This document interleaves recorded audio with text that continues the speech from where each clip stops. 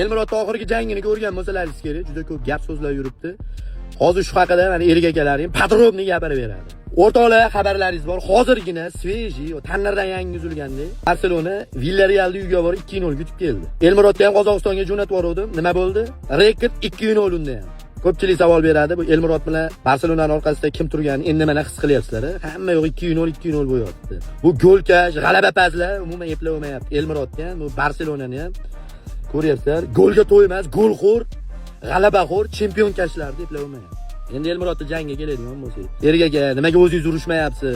Elmurodni urishtirib, nimaga o'zingiz chiqmayapsiz deyishyapti. Akalar, bitta narsa. Ko'pchilik meni lavozimimni so'raydi. Meni lavozimim odamlarni lavozimga tayinlash. Bundan nima kelib chiqadi?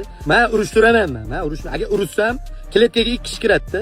Ajratganda ham uraman, bilasizlar. Qon to'kiladi. Kletkaga 2 kishi kirib, bir kishi cheriz nasilga chiqadigan qilib urushaman.